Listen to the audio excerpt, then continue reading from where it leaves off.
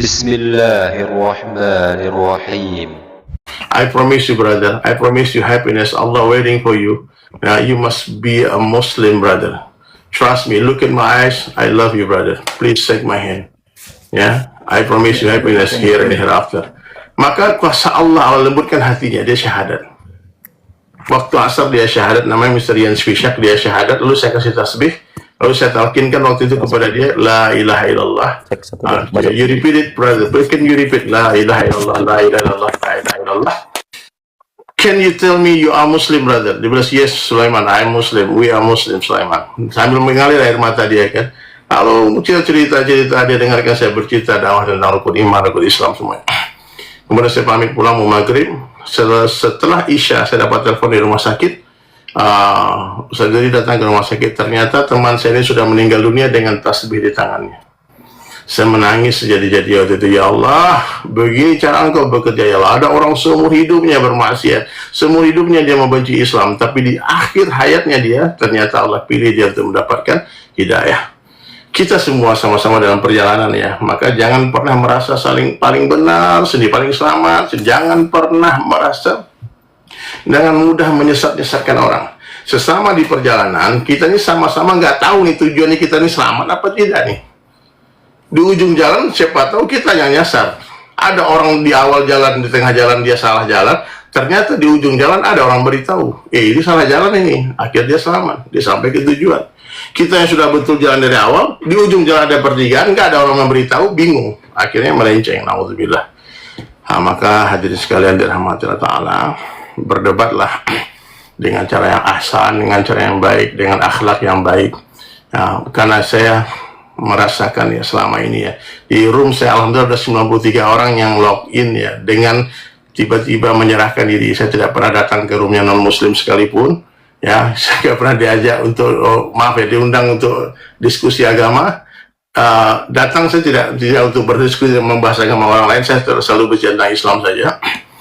Alhamdulillah dengan cara seperti itu lebih mudah ya, dan memang dengan cara seperti teman-teman apologet buat hari ini ya, dengan menjelaskan kebenaran, dengan keyakinan, dengan mempelajari studi perbandingan agama, itu juga menjadi salah satu asbab hidayah. Tapi dari Sulaiman bukan ahlinya, maka selama ini saya selalu diundang sama Mas Iwan dari Arimatea, semua dari 20 tahun yang lalu saya diundang. Saya bilang, mohon maaf, saya tidak bisa hadir karena saya khawatir saya bikin malu Islam, saya nggak tahu berdebat. Nah, jadi kalau kalian Allah berikan ilmu ya, Masya Allah, respect. Aku mendoakan dari jauh dan sering nonton dari bawah, dan takjub lah melihat Bang Loding, Bang Zuma, Uni Rifa, semua teman-teman, apalagi guru saya yang mulia Ustadz Nababan. Beliau udah Masya Allah, dan yang lain-lain ya, orang-orang yang Masya Allah, yang Allah berikan kecerdasan. Saya rasa kalian di atas rata-rata, memang orang-orang hebat. Dan doakan saya juga dengan cara dakwah, dengan melalui seni, dengan lukisan, dengan lagu-lagu yang saya buat. Itu bisa menjadi asbab hidayah juga. Saya pernah di Luwu Bangga itu konser beberapa tahun lalu, 170 orang syahadat di panggung itu. Jadi ternyata Islam itu bisa tersebar juga melalui panggung-panggung hiburan. Seperti Wali Songo dulu menyebarkan Islam di Nusantara melalui apa? Panggung-panggung hiburan. Tidak ada satu orang manusia pun yang bisa menghapus sejarah itu. Sunan Ampel sengaja belajar gamelan, belajar angklung, semuanya. Mereka sengaja buat lagu-lagu yang sampai hari ini lagunya abadi, lirik-lirik, Tomboati dan sebagainya. Nah, jadi teman-teman sekalian, semua orang bisa sampai kepada Allah dengan bidang dia masing-masing, dengan keahlian dia masing-masing, dengan dunia dia masing-masing. Orang kaya bisa masuk surga dengan hartanya. Gunakan harta untuk membantu agama Allah. Yang punya ilmu bisa masuk surga nanti dapat ridha Allah dengan ilmu kalian. Berikan ilmu kalian tetap harus dibayar. Ya, seniman dengan karya-karyanya. Pedagang berdakwah di pasar. Petani berdakwah di sawah. Nelayan berdakwah di laut. Ini host-host TikTok berdakwah di TikTok. Ya, semua kita ini punya kesempatan yang sama. Seringkali saya sampaikan Ustadz Nababan, dakwah ini bukanlah sebuah profesi. Tapi apapun profesi kita wajib berdakwah. Jadi jangan sampai ya, kita bukan ulama, tiba-tiba ikut-ikutan juga berdakwah dengan cara ulama, baca-baca fatwa dan sebagainya. Tidak. Yang bukan ustadz, yang bukan ulama, kalian jangan ikut-ikut bicara masalah khilafiyah, Jangan berdebat masalah fikih, masalah agama, karena itu monopoli ulama.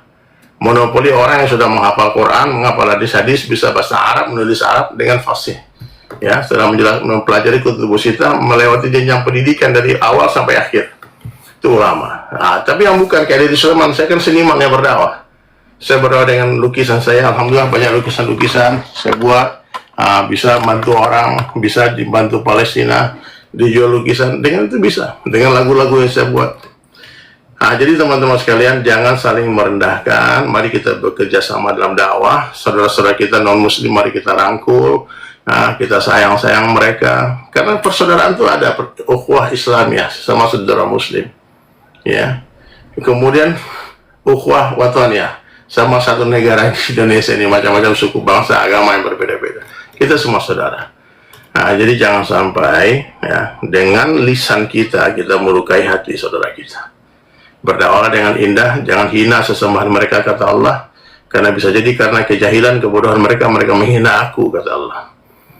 Jadi saya selalu ingatkan kepada teman-teman apologet, hati-hati dalam mentertawakan orang, mengejek orang, hati-hati dalam merendahkan orang. Kita nggak tahu hati orang sakit apa enggak. Mungkin di depan ribuan orang, belasan ribu orang menonton, dia dipermalukan. Dia akan buat sebuah perlawanan lagi. Kalau memang ini, dan itu tidak jadi asbab hidayah, menjadi asbab permusuhan. Jadi lihat di sini kan ada Kak Santi, meskipun non muslim tapi dia mau duduk mendengar. Ya kita doakan saja. Kalau kita tidak bisa bicara menjelaskan, kita ada jalur langit. Jalur langit itu jam 2 malam, 2 rakaat sholat malam, 2 tetes air mata. Angkat tangan, sebut namanya. Kita serang dengan doa. Doa itu super power. Dan itulah yang dilakukan oleh baginda Rasulullah SAW, mendoakan umatnya hari-hari, ya Rabbi ummati, ummati, ummati. Jadi kerja Rasulullah itu 2 saja, ya. Yang pertama, siang hari memuji-muji Allah di hadapan manusia, malam hari memuji-muji manusia di hadapan Allah. Siang hari berkeringat untuk dakwah, malam hari menangis-nangis memohon hidayah. Dengan apa dakwahnya Rasulullah? Dengan cinta, dengan mahabbah, dengan kasih sayang. Kita melihat orang-orang yang tersesat hari ini, orang-orang yang jauh dari Allah bermaksiat, mesti seperti seorang ibu, seorang ayah melihat anaknya sedang bermain lumpur. Gak mungkin orang tua tadi membunuh anaknya, menghancurkan anaknya. Dia akan kejar itu anaknya, kemudian dia peluk, dia mandikan, dia sabunin, kemudian diganti pakaian yang lebih bagus, dikasih bedak, semuanya baru disayang-sayang. Jadi hadirin dirahmati Allah Ta'ala, besar perbedaan antara membenci kekafiran dengan membenci orang kafir. Ya. Rasulullah SAW benci dengan maksiat, bukan pelaku maksiat. Rasulullah benci dengan dosa, bukan dengan pendosa. Rasulullah benci dengan kekafiran, tapi menyayangi orang-orang kafir. Bahkan Rasulullah SAW mengatakan, kalau kalian mengganggu saudaraku, tetanggaku yang Yahudi, sama seperti kalian menyakiti aku. Rasulullah hari-hari ya, mendatangi orang-orang non-muslim, menjaga hak mereka. Bahkan Nabi mengajarkan, kalau ada orang-orang Nasrani membangun gereja, berikanlah bantuan tanpa hutang. Itu akhlak yang diajarkan Nabi SAW. Tidak ada paksaan dalam beragama, tidak ada paksaan. Tugas kita cuma merayu saja. Tugas kita cuma mengajak-ngajak saja, aja saja. Dia mau oke, nggak mau nggak apa-apa, nggak ada masalah. Ya, kita bukan Allah, kita tidak bisa berhidayah. Kerja kita hanya menyampaikan agama ke telinga-telinga manusia. Tugas Allah lah yang akan mengesankan agama di hati mereka. Saya berharap malam ini ya ada ratusan orang yang akan bersyahadat di sini, yang akan login di sini, mungkin ribuan orang, semua orang yang menonton di sini semualah berhidayah. Kita nggak pernah tahu, mungkin dia login nanti di kampungnya dia, di masjid dia, mungkin besok, mungkin hari ini. Tapi asbab acara ini, apabila ada satu orang saya dapat hidayah, sukses acara ini. Itu lebih berharga daripada dunia beserta isinya. Jadi hadirin sekalian, banyak lagi yang saya mau ceritakan tentang dakwah ini, romantika dinamika dakwah. Saya juga seperti Ustaz Nababan, berkeliling dunia berdakwah, kemana-mana, jumpa umat dengan harta dan diri masing-masing ya. Kita dakwah ini bukan nyari duit ya Ustaz Nababan, tapi ngabisin duit. Jual mobil, jual rumah, jual tanah, apapun kita korbankan. Ya, jangan sampai kita menjual agama Allah, kita harus belajar membeli agama Allah dengan harta dan diri kita. Maka teman-teman sekalian, mari kita tingkatkan pengorbanan kita ya. Ya, agungkan Allah, ya, ajak manusia kepada Rasulullah SAW, hidupkan sunnah semampunya, bukan semaunya. Kemudian mari kita kembali ke masjid yang muslim ya, laki-laki, sholat 5 waktu berjamaah di tempat azan dikumandangkan ya. Kemudian cintai para ulama, duduk di majelis-majelis ilmu. Ilmu itu seperti air, hanya mengalir ke tempat yang lebih rendah. Orang tinggi hati tak akan bertambah ilmunya. Ya, orang sombong itu siapa? Orang sombong, Ustaz Nababan, teman-teman sekalian. Orang yang menolak kebenaran. Dia tahu, hati dia sudah membenarkan, tapi karena ego dia tolak. Itu sombong. Maka letakkan ini di bawah rumput. Maka ilmu itu seiring dengan zikrullah. Jangan malu. Jangan apa kata orang itu nggak perlu difikirkan. Ya, ketika kita sudah mulai di jalan Allah, tangan kita cuma dua, mulut orang miliaran banyaknya. Tak mungkin kita menutup mulut semua orang. Tutup saja telinga dan teruslah berjalan sampai berjumpa dengan Allah. Itu dakwah. Maka azan itu, orang memanggil orang sholat, sunnahnya kita hayya 'alas shalah, hayya 'alal falah. Sunnah Nabi ajarkan menutup dua telinganya para muazin itu. Nah, jadi kalau kita sudah mulai dakwah, Bang Loding, Muniripa, apapun orang komen, caci maki, biarkan saja.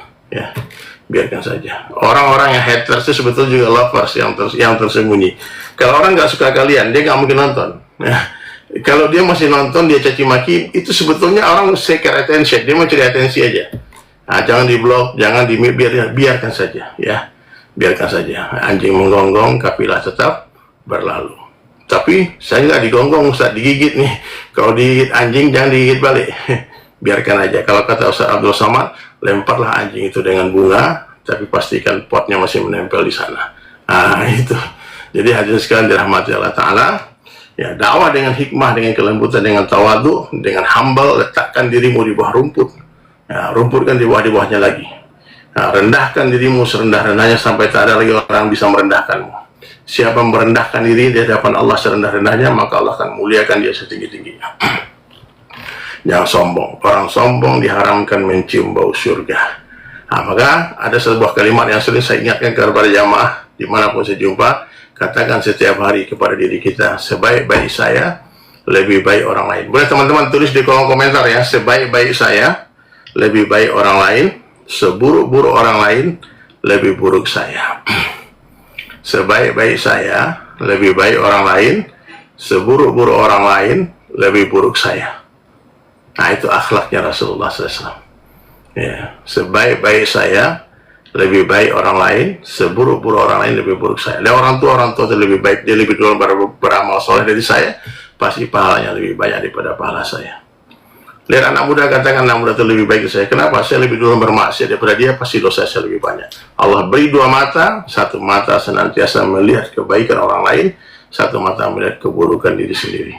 Ya, sekurus-kurusnya ikan pasti ada dagingnya, segemuk-gemuknya ikan pasti ada tulangnya. Orang hebat diambil dagingnya, dibuang tulangnya. Ya, maknanya sebaik-baik orang pasti punya aib, punya kekurangan, seburuk-buruk orang pasti punya kebaikan. Maka fokus pada kebaikan semua orang. Kalau kita suka melihat kebaikan orang lain, maka Allah akan pindahkan kebaikan orang itu kepada kita. Paham ya? Nah, maka penting kita meluruskan niat. Hadir di room ini, di acara ini, Masya Allah, tasihuniyah, sebelum, sedang, setelah beramal, banyak-banyaklah istighfar. Ya, kita bukan apa-apa, bukan siapa-siapa. Akal kita ini Allah yang ciptakan. Sekali-sekali berpikir tentang pikiran kita. Kenapa pikiranku bisa berpikir? Jadi jangan merasa angkuh, semua aku ini cerdas, aku ini hebat. Tidak ada. Semua ilmu milik Allah. Semua datang dari Allah.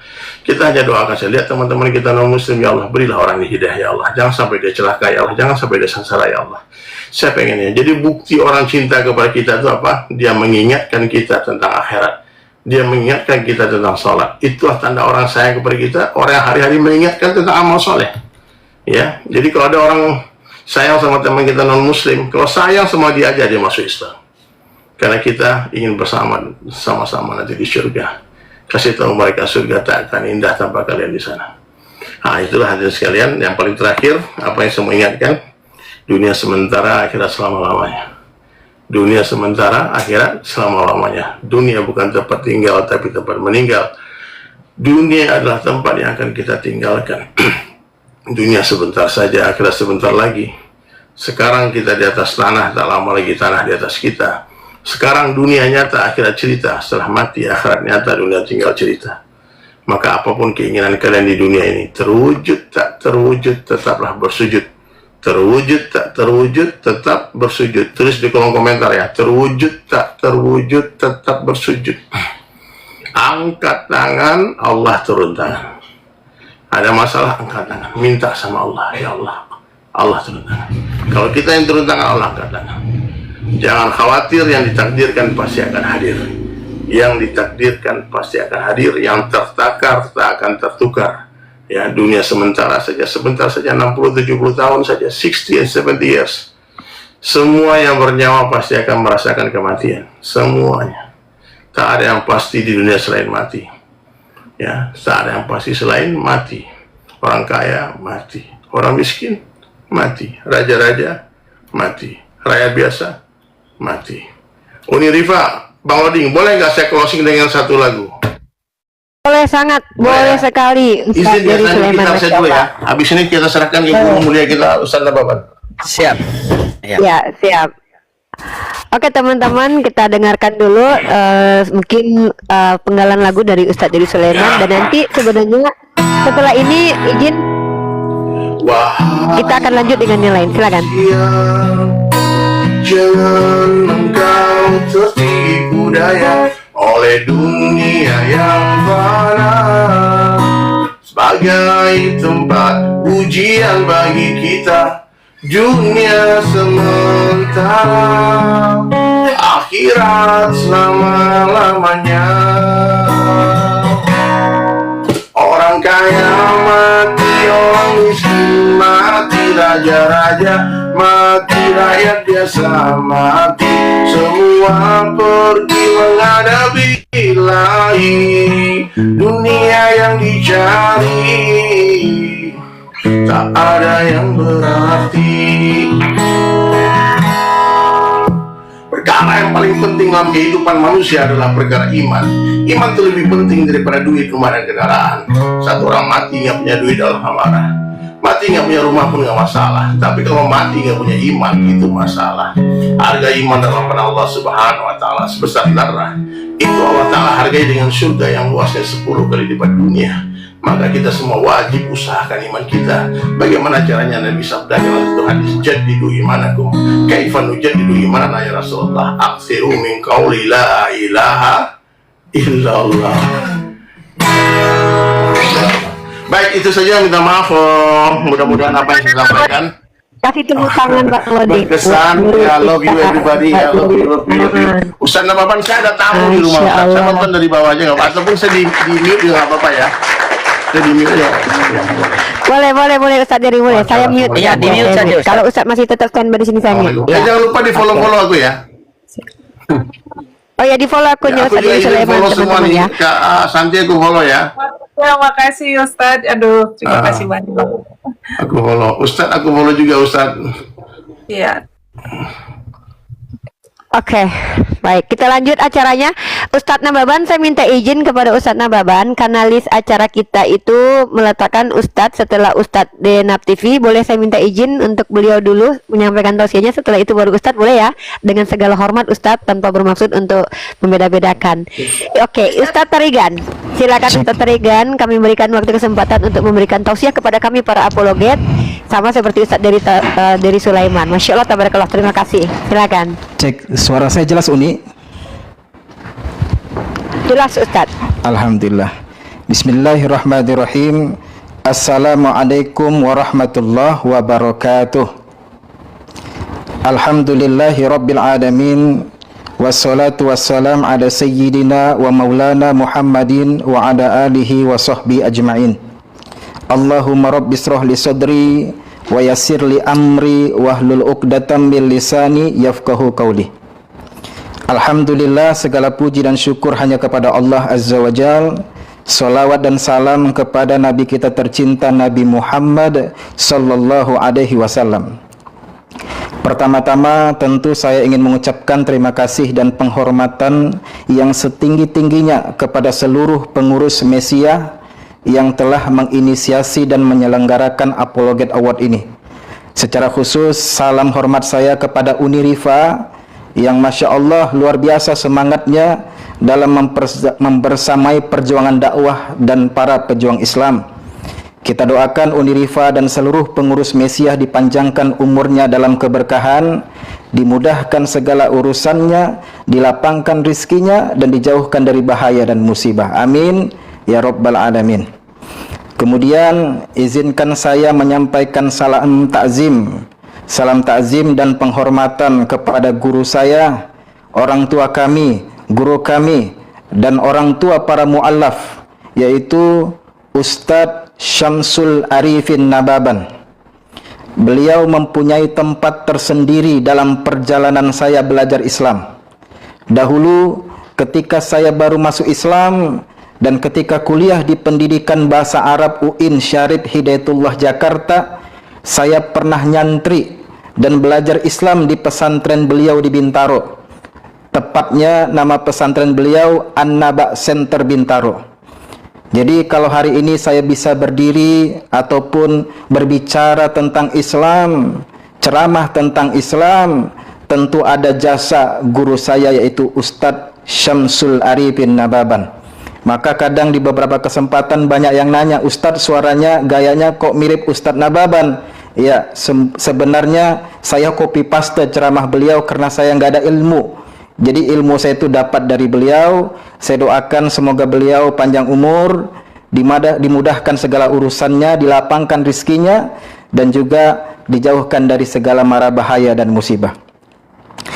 Dan juga salam hormat saya kepada Ustadz Dery Sulaiman, seorang juru dakwah yang inspiratif, yang melalui dakwah beliau berkali-kali mengingatkan kita tentang satu kalimat yang sederhana tetapi dalam maknanya, dunia sementara, akhirat selamanya.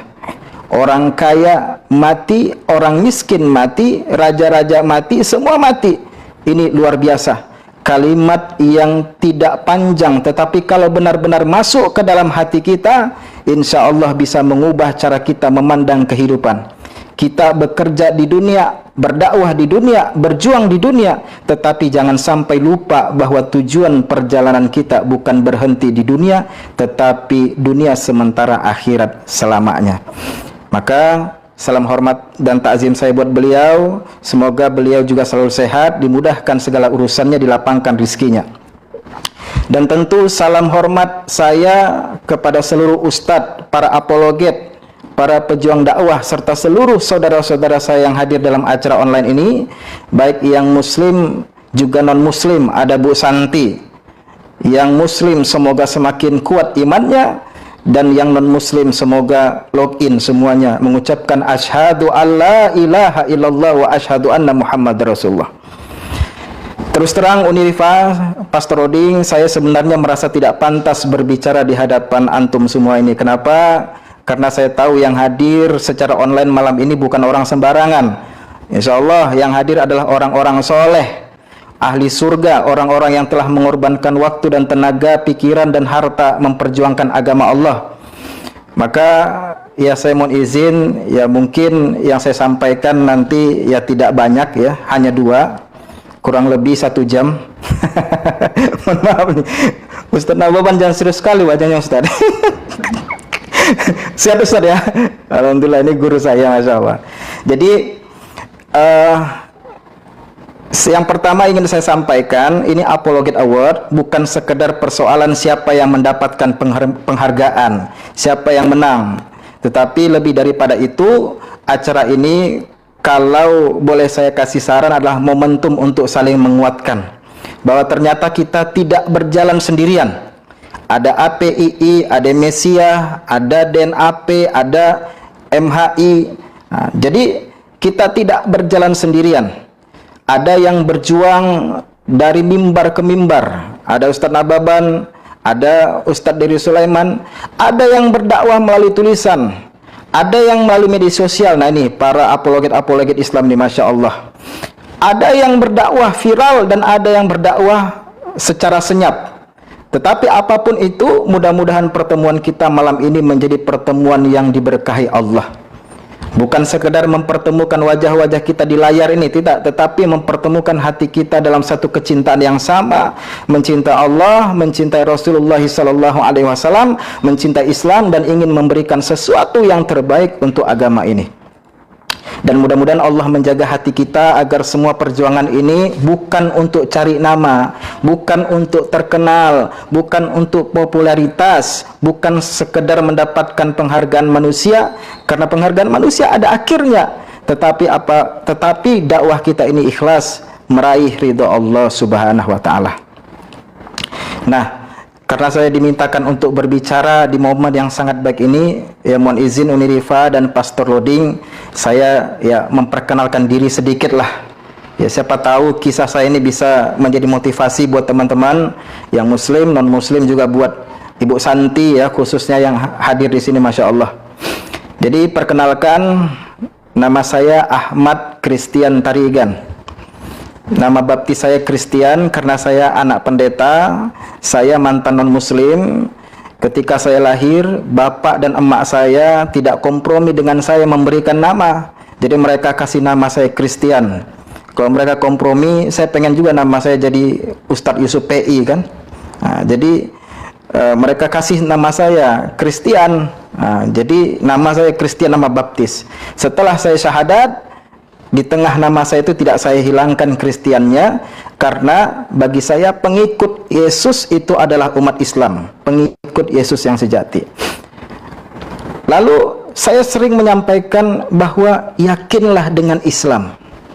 Apa itu yakinlah dengan Islam? Berarti Islam adalah agama yang tepat, agama yang benar. Nah, ini saya sedikit notice ya, kadang sebagian kita keliru mengatakan Islam agama yang paling tepat, Islam agama yang paling benar. Nah, ini mohon izin, itu keliru. Jangan pakai kata paling. Kalau kita pakai kata paling, berarti ada yang setengah paling, berarti yang ada yang agak paling. Nah, ini keliru. Jadi kita katakan saja Islam agama yang benar, yang lain salah. Itu bagi kita. Coba tanya orang-orang Kristen, oten-oten di bawah, agama apa yang benar? Mereka akan mengatakan Kristen yang benar.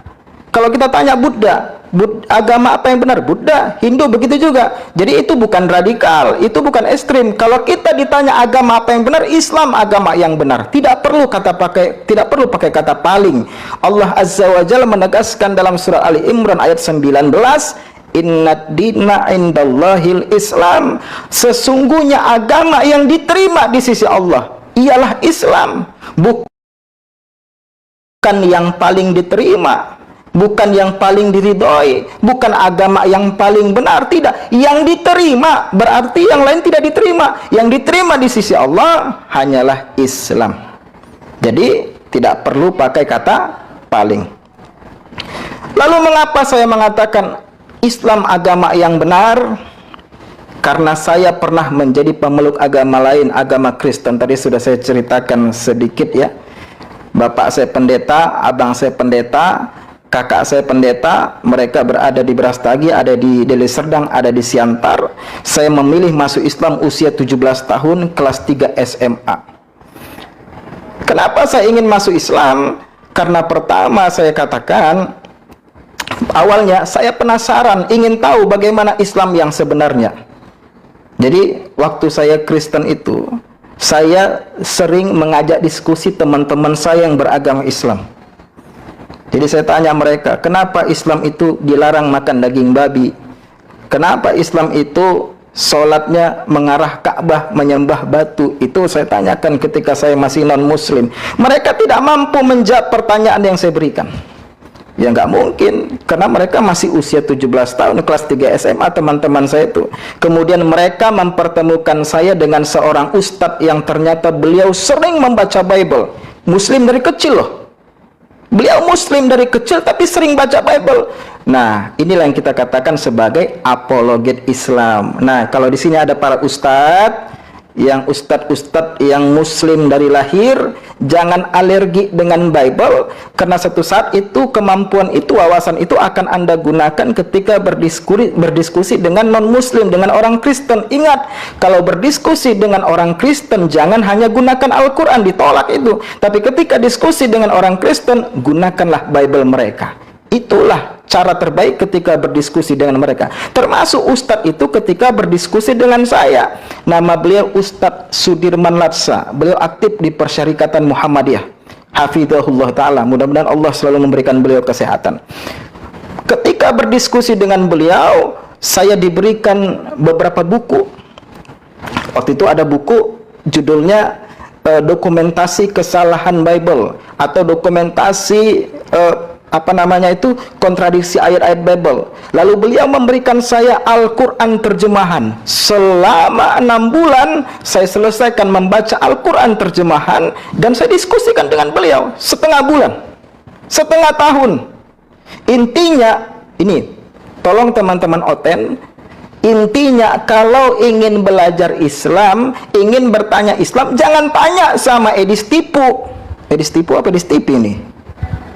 Nah, Edis TV kan? Nah, jangan tanya sama Edis TV, jangan tanya sama pendeta. Kalau ingin belajar Islam, tanyakan sama ustadz-ustadz. Ada Ustadz Yusuf PI, ada Pastor Loading, ada Uni Rifa, ada Ustadz Nababan, ada di situ Ustazah Nora Aritonang dan lain-lain, ada Bang Mika. Tanya Islam kepada mereka. Inilah yang benar. Yang itu yang saya alami. Dan pertama kali ketika saya membaca Al-Quran, yang saya temukan adalah di antaranya surat Al-Maidah ayat 32. Saya baca waktu itu tidak tahu Arabnya, yang saya baca Indonesianya. Ketika saya baca man qatala nafsan bighairi nafsin aw fasadin fil ardi fa ka'annama qatalan nasa jami'an. Saya waktu itu membaca artinya, ya Allah, siapa yang membunuh seseorang bukan karena orang itu membunuh orang lain atau bukan karena membuat kerusakan di bumi, artinya orang itu tidak ada salah tapi dihilangkan nyawanya, Allah menegaskan dosa yang membunuh itu bagaikan membunuh seluruh manusia yang ada di dunia ini. Jatuh air mata saya. Tapi ketika saya membaca lanjutan ayatnya, lebih jatuh air mata saya, teman-teman. Lanjutan ayatnya, waman ahyaha faka'annama ahyan nasa jami'an. Siapa yang memelihara, menolong, membantu satu orang saja, ada orang kesulitan, kita bantu dia, maka seakan-akan dia telah menolong kehidupan seluruh manusia yang ada di dunia ini. Jatuh air mata saya, teman-teman. Saya katakan ini ayat luar biasa. Lalu saya katakan, bagaimana bisa Islam dikatakan agama teroris padahal isi Al-Qur'annya melarang membunuh, apalagi jika orang itu tidak bersalah. Bahkan luar biasanya, jika menolong satu orang dalam Islam pahalanya bagaikan menolong seluruh manusia. Bagaimana mungkin Islam dikatakan teroris? Bahkan mohon izin teman-teman yang Kristen, Oten, mohon maaf, cari ayat yang sama seperti itu dalam Bible. Siapa yang membunuh satu orang tak bersalah bagaikan membunuh seluruh manusia di dunia ini. Siapa yang menolong satu orang bagaikan membantu seluruh manusia yang ada di dunia ini. Ada nggak ayat seperti itu dalam Bible? Tidak ada. Maka kemudian saya jumpai surat Al-Ikhlas, surat ke-112. Katakanlah bahwa Allah itu Esa. Qul huwallahu ahad. Saat itu kemudian langsung saya berpikir sejenak, ini yang benar, ini konsep agama yang paling sederhana namun realistis, masuk akal. Tuhan itu pasti Esa. Dalam surah Al-Ikhlas pun kemudian dikatakan Allah itu tempat berlindung. Waktu itu saya baca Al-Quran, waktu itu saya masih non-muslim. Allahus Samad. Ya memang benar, karena tidak akan ada yang bisa memberikan perlindungan kecuali Tuhan, yaitu Allah. Lebih lanjut dikatakan Allah tidak beranak dan tidak diperanakkan, lam yalid walam yulad. Maka bagi saya inilah konsep agama yang benar, ditutup walam yakul lahu kufuwan ahad. Tidak ada yang sama seperti Allah. Saya yang dulunya benci dengan Islam akibat termakan propaganda pembunuhan karakter terhadap Islam, alhamdulillah malah kagum dengan agama Islam. Nah, kemudian saya pun mempelajari lagi tentang sejarah agama yang saya anut dulu, yaitu Kristen. Ini mohon maaf teman-teman, ya saya sedikit berbicara Kristen karena kan saya harus mempertanggungjawabkan argumentasi kenapa saya meninggalkan Kristen dan kembali atau memilih Islam. Saya pelajari kembali agama Kristen, teman-teman. Saya pelajari bagaimana seorang nabi, mohon maaf, diproses menjadi seorang Tuhan.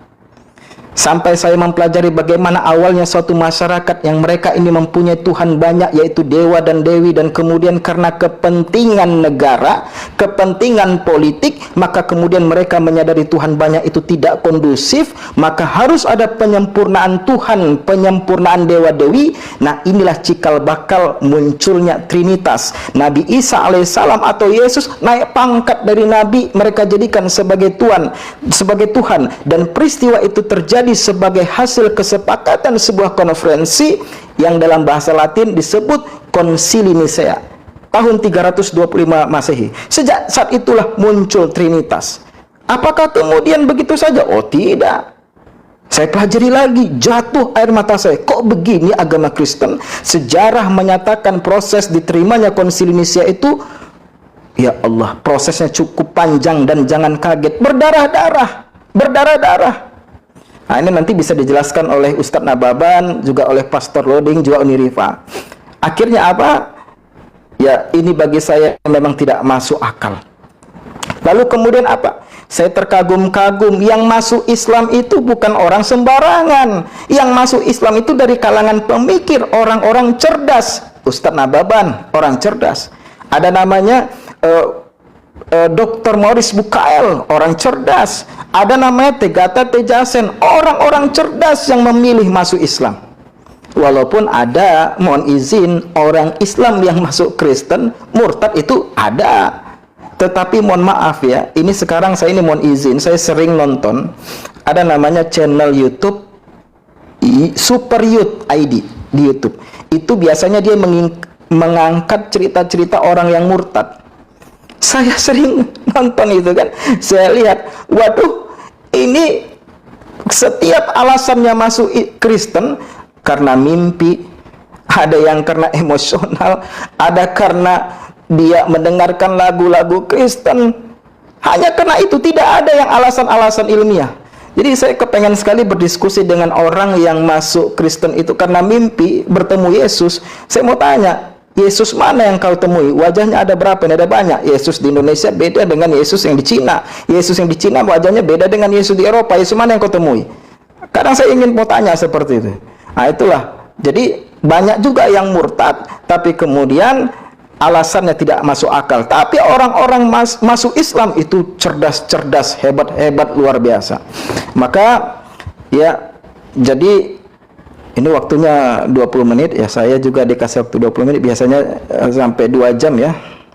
Jadi intinya adalah saya masuk Islam karena kebenaran Islam. Jadi Bu Santi dan teman-teman Kristen, cobalah pelajari lagi Islam itu, tetapi bertanyalah dengan yang Islam, jangan bertanya kepada edis tipu. Jangan bertanya kepada pendeta, karena Anda akan mendapatkan informasi yang salah tentang Islam. Maka yang pertama ini, semoga kisah perjalanan hidup dan perjalanan hidayah yang saya sampaikan ini menjadi motivasi bagi teman-teman muslim untuk semakin mencintai, mempelajari dan mensyukuri nikmat iman Islam, serta menjadi bahan renungan bagi teman-teman Kristen non-muslim untuk mengenal dan memahami ajaran Islam secara utuh, jernih dan terbuka. Nah, terakhir Uni dan teman-teman apologet Islam, mohon izin, saya di kesempatan yang bagus ini, saya juga dulu sering ya membuka komal di ini ya, di TikTok dan AP, tetapi ada yang sedikit mengganjal hati saya, yang ini akan saya sampaikan. Mudah-mudahan apa yang saya sampaikan ini bisa di follow up ya. Di kesempatan yang bagus ini saya mau kasih usulan kepada kawan-kawan apologet Islam, kepada lembaga-lembaga apologet Islam, khususnya yang selama ini berkecimpung dalam bidang kristologi dan pembelaan terhadap kehormatan Islam di dunia TikTok, yang seringkali menghadapi para non-muslim yang menyerang Islam secara ugal-ugalan melalui verbal, semisalnya komentar kasar ya terhadap Nabi kita. Ini lihat aja nih, komentar yang luar biasa nih, banyak sekali mencaci Islam, menghina Nabi kita yang mulia. Jadi saya ingin kasih usulan, mungkin sudah waktunya duduk bersama, ini lembaga apologet Islam ya, duduk bersama para apologet, lembaga apologet Islam, berembuk secara serius, tanda kutip secara serius, untuk mengetahui kejelasan batasan secara syariat dalam menyikapi orang-orang yang seperti tadi itu, mencaci, menghina Allah, menghina Islam, yang secara face to face di komal TikTok ya. Sebab persoalan menghadapi penghujat Islam ini secara verbal maupun typing komentar itu sering dihadapi oleh para apologet Islam di sosial media, termasuk ketika saya juga buka komal. Misalnya nih, kita naikkan oten ke komal kita, lalu belum apa-apa dia sudah marah-marah dan mencaci Islam, mencaci Nabi Muhammad SAW. Kita pun terpancing emosi, lalu kita balas, daripada Tuhan kau digantung di kayu salib tak pakai celana. Nah, itu kan kita balas karena begitu kan. Nah, Hal tersebut tidak akan kita dapati di debat offline. Hal tersebut tidak akan kita dapati di debat ilmiah. Maka saya senang kalau debat atau diskusi itu debat ilmiah atau offline. Kalau di online itu sering sekali. Maka pertanyaannya, nah ini, ketika Islam dicaci secara verbal maupun teks komentar ketika debat TikTok, kemudian apakah seorang apologet Islam diperbolehkan membalas ucapan tersebut secara setimpal? Itu pertama. Kalau boleh, sampai di mana batasnya? Dan kapan kesabaran dan tidak membalas mereka menjadi sikap yang lebih utama? Ini perlu dibahas secara ilmiah. Tapi sedikit saya memberikan pandangan, mungkin nanti bisa jadi referensi. Saya sebenarnya ada beberapa dalil untuk dikaji bersama. Yang pertama, Allah Ta'ala berfirman dalam surat Asy-Syura ayat 40. Wa jazaa'u sayyi'atin sayyi'atun misluha faman afa wa aslaha fa ajruhu 'alallah. Balasan satu keburukan adalah keburukan yang setimpal. Nah itu digaris bawahi. Balasan suatu keburukan adalah keburukan yang setimpal.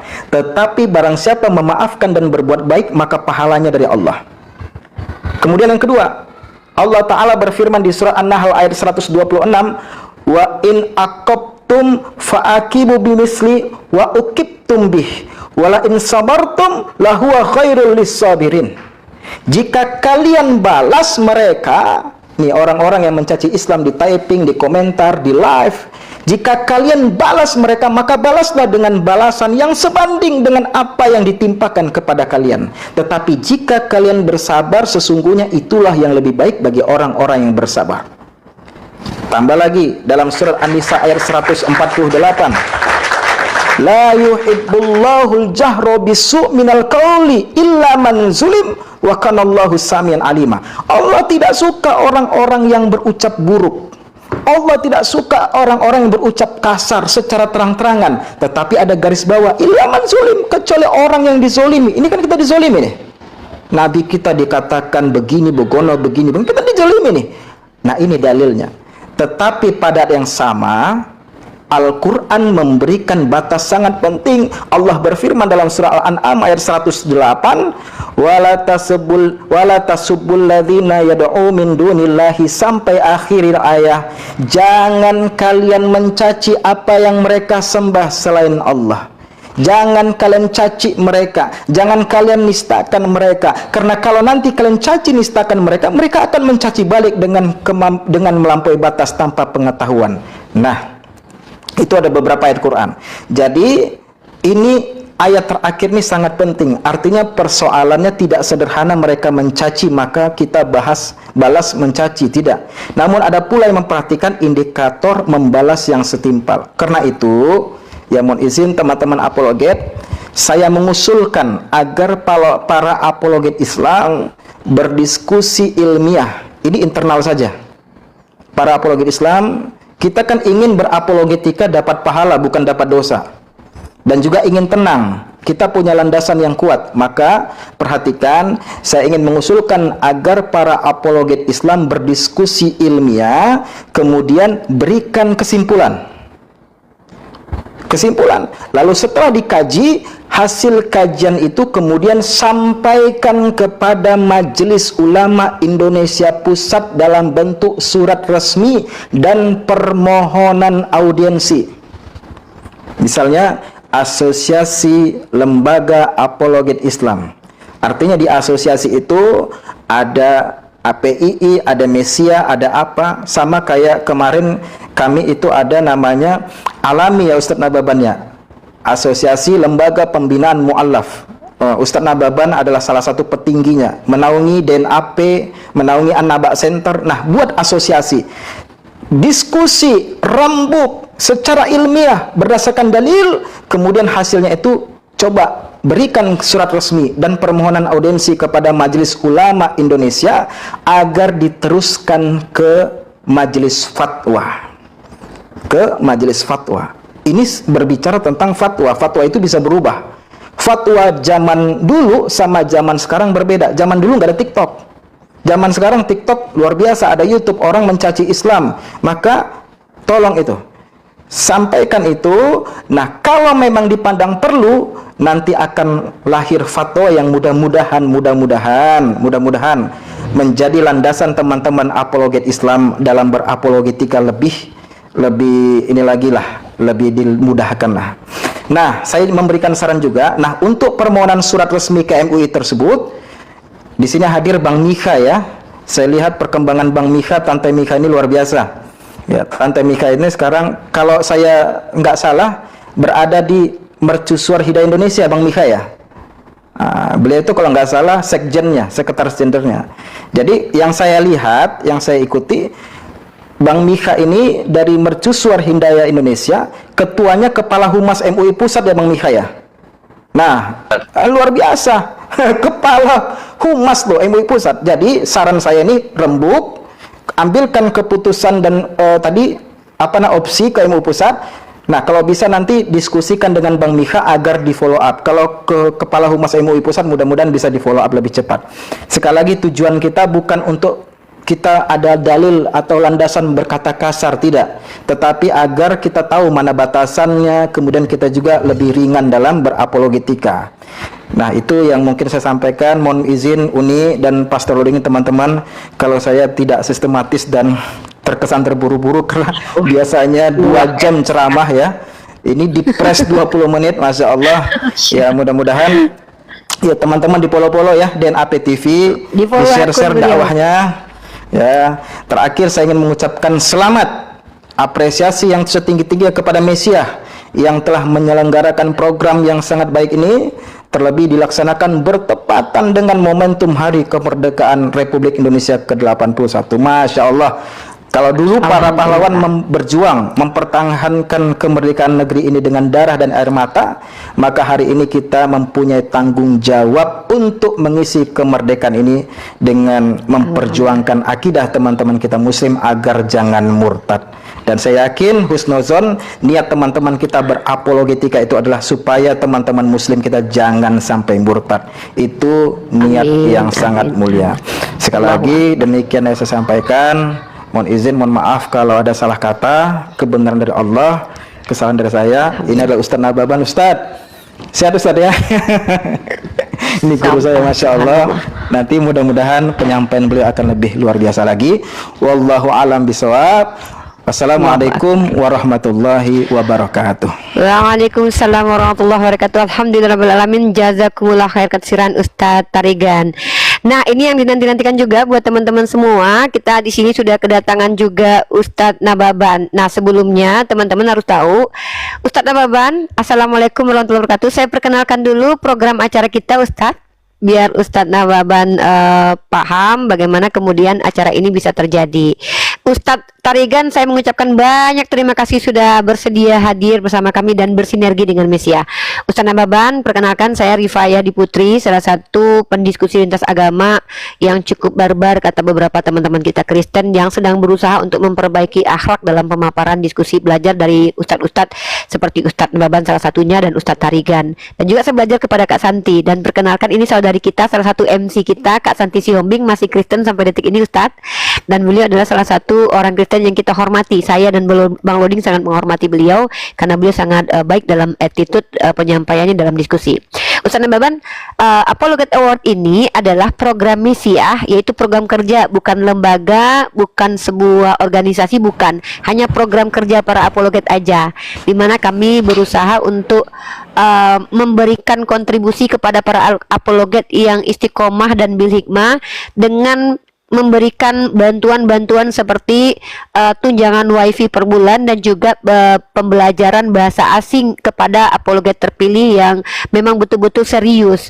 Nah, dan acara tahunan kita sudah ketiga kali kita laksanakan ini Ustadz, yaitu Apologet Award tahun 2026.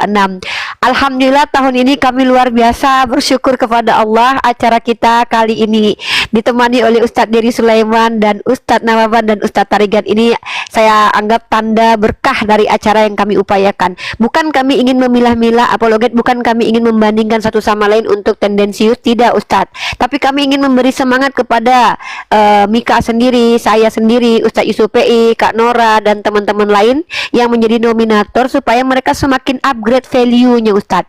Oleh karena itu Ustadz, saya dengan bangga hati dan sangat hormat kepada Ustadz untuk silakan Ustadz tanggapi dan memberikan tausiah kepada kami para apologet ini agar ilmunya dibagi kepada kami. Waktu dan tempat dipersilakan Ustadz Nababan. Terima kasih Uniripa. Bismillahirrahmanirrahim. Assalamualaikum warahmatullahi wabarakatuh. Waalaikumsalam warahmatullahi wabarakatuh. Waalaikumsalam warahmatullahi wabarakatuh. Alhamdulillah alladzi hadana li hadza wa ma kunna linahtadiya laula an hadana Allah. Wa ashhadu an la ilaha illallah wahdahu la syarikalah. Wa ashhadu anna Muhammadan abduhu wa rasuluh. Amma ba'd. Ya, tentu yang saya sangat banggakan teman-teman apologet semuanya, terutama Uniripa yang bertindak sebagai moderator malam ini, Bang Loding, ada juga saudari saya ini. Kalau kami orang Batak, saya manggilnya ini Ito. Karena Nababan dan si Hombing itu serumpun. Ya, jadi kami ada 4 marga yang serumpun. Ada namanya Silaban, kemudian si Hombing, Lumban Teruan, saya Nababan, kemudian paling adik itu namanya Huta Soid. Jadi saya dengan beliau ini saya panggil Ito. Horas Ito? Horas itu. Horas. Santi Bapak. Iya, terima Ya, kasih. semoga selalu sehat. Dan juga banyak tokoh yang hadir. Ada Bang Ustadz dari Sulaiman tadi, mudah-mudahan masih mengikuti. Ada saudara kita, pejuang kita juga, Ustadz Yusuf PI. Dan ada, apa namanya, dai baru kita, yang mulai viral ini, yang dulu murid saya, tapi sekarang jadi guru saya dia. Ya, Ahmad Tarigan, yang tadi sudah menyampaikan materinya luar biasa. Nah, teman-teman semua, di HP ini saya lihat sudah yang apa namanya follow saya sudah 4.000, yang view-nya ada 4.000-an ini. Ya kayaknya rame nih. Artinya peminat apologet ini cukup besar. Jujur Uniripa, saya baru kali ini tampil pertama di apologet ini yang diajak oleh Bang Loding, karena Bang Loding langsung datang ke pesantren saya di Bogor. Karena memang selama ini saya sibuk ngelola pesantren, sibuk juga berdakwah, baik dalam negeri maupun luar negeri. Sehingga bagi-bagi tugas kita, ada teman-teman yang memang membidangi dakwah lewat apologet ini, lewat online, ada juga yang dakwah di dunia nyata gitu ya. Nah saya ini baru pertama ini. Jadi terima kasih kepada Bang Loding dan juga Uniripa yang sudah mengajak saya bergabung malam ini untuk tampil perdana, masuk roomnya Bang Loding ini saya. Ya. Ini saya masuk roomnya ini. Jadi saya nebeng nih sama beliau ini. Nah mudah-mudahan ini semua bermanfaat. Dan sebenarnya bagi saya, ya dialog atau diskusi yang seperti ini lintas agama, alhamdulillah itu Uniripa, Bang Loding, memang saya termasuk salah seorang yang pertama kali merintis di Indonesia ini ada dialog lintas agama dulu, yaitu tahun 2004. Tahun 2004 itu adalah untuk pertama kali diadakan di Indonesia dialog atau debat lintas agama yang waktu itu dipertemukan antara mu'allaf 3 orang dan juga orang yang murtad 3 orang. Jadi namanya debat mu'allaf dan versus murtadin. Nah rupanya dari debat ini itu jadi viral mendunia. Saya sendiri sampai diundang ceramah ke berbagai negara. Itu akibat daripada viral YouTube. Saya bisa ceramah sampai 4 benua. Saya ceramah setiap tahun ke Amerika, dakwah ke Kanada, dakwah ke Australia, dakwah ke Eropa. Itu berkat dulu viral video saya bersama teman-teman yang debat lintas agama tahun 2004 itu, saya merasakan hasilnya ya saat ini. Dari tahun 2006 saya sudah keliling ceramah dunia dari video itu. Dan subhanallah, berkah dari debat-debat itu pula saya bisa membangun pesantren. Nah, jadi sudah 6 pesantren saya dirikan di Indonesia ini. Itu berkat dari viral dulu dari YouTube itu. Subhanallah. Nah, oleh karena itulah saya sangat appreciate sekali terhadap teman-teman yang sudah tampil berdakwah lewat apologet ini atau lewat internet, lewat online ini. Mudah-mudahan ini menjadi sarana kita untuk menyampaikan Islam kepada orang yang belum mengenal agama Islam ini. Saudara-saudaraku yang saya cintai karena Allah Subhanahu wa taala, sebelum saya melanjutkan tentang sedikit tausiah di hari yang sangat bersejarah ini, tanggal 17 Agustus tahun 2026 ini, izinkan saya mengucapkan pertama kali Dirgahayu HUT RI ke-81 Merdeka. Ya, semoga Indonesia semakin jaya, adil, dan sejahtera. Amin ya rabbal alamin.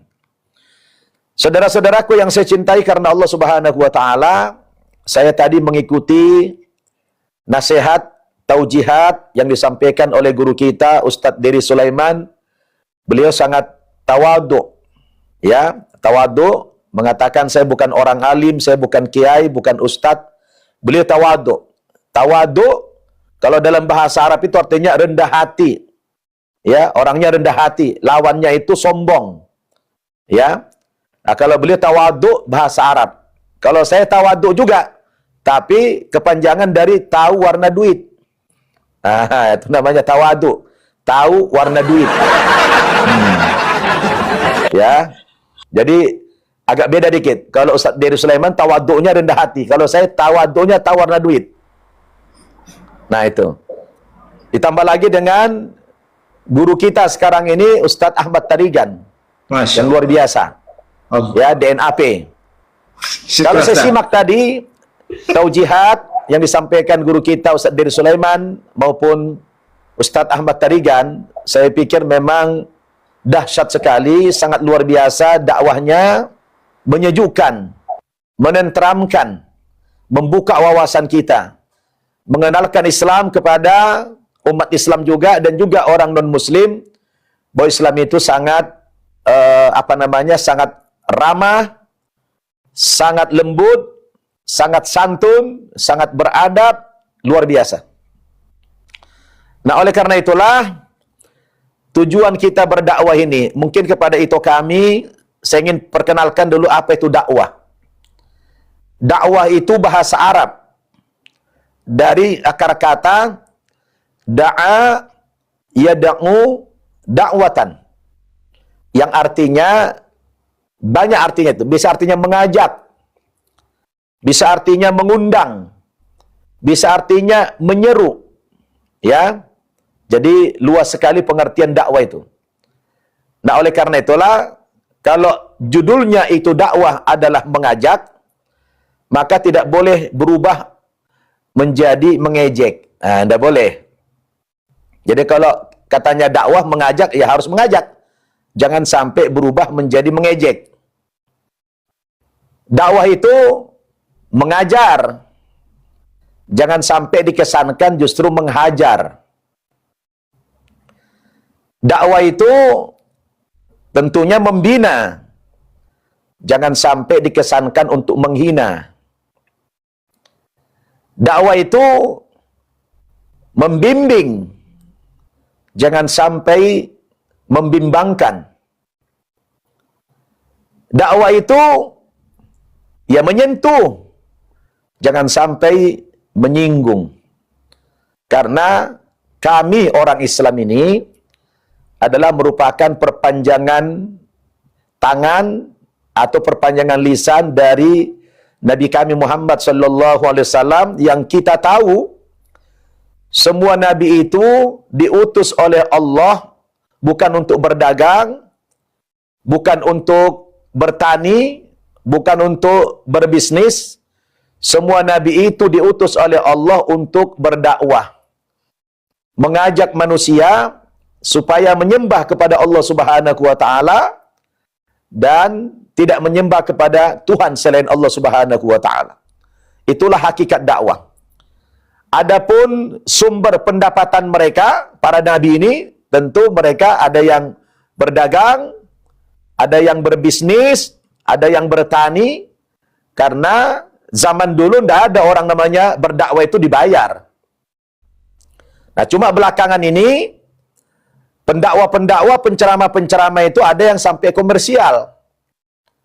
Ya, sehingga mereka berceramah 1 jam, 2 jam, itu dibayar.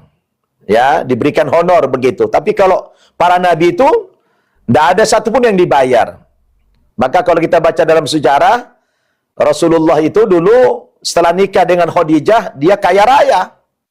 Karena istrinya itu seorang konglomerat. Tetapi begitu Nabi menikah dengan Khadijah yang tadinya kaya raya itu, semua harta istrinya itu digunakan Nabi untuk berdakwah. Bahkan sampai meninggal dunia, Nabi tidak punya harta. Agak miris kalau sempat di akhir-akhir zaman ini, betapa banyak orang yang berdakwah, berceramah, tadinya dia miskin, tiba-tiba dia dengan ceramah-ceramah ini berubah menjadi kaya. Nah, ini kita tentu prihatin.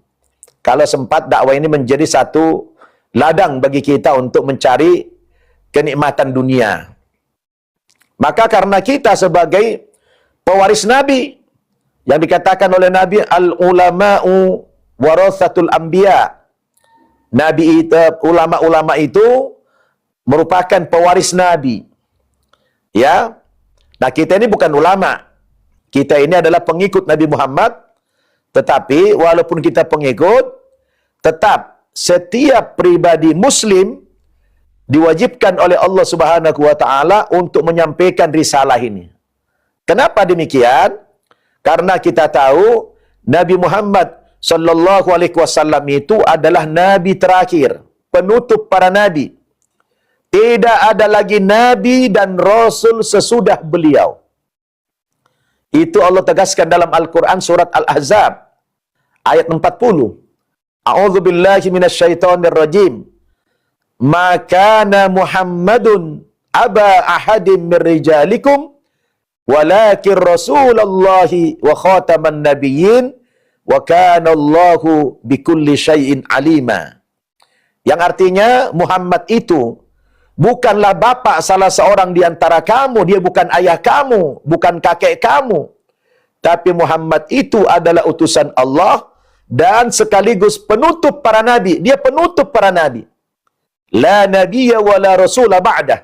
Tidak akan ada lagi datang nabi baru, tidak ada rasul baru lagi. Beliau adalah penutup. Nah, karena beliau sebagai nabi penutup, tentu tugas yang diembankan kepada Nabi sebagai Nabi terakhir, itu lebih berat daripada Nabi-Nabi sebelumnya. Kalau Nabi-Nabi yang terdahulu diutus oleh Allah berdakwah hanya kepada umat atau kaum lokal saja, hanya lokal saja, dia berdakwah kepada kaumnya saja.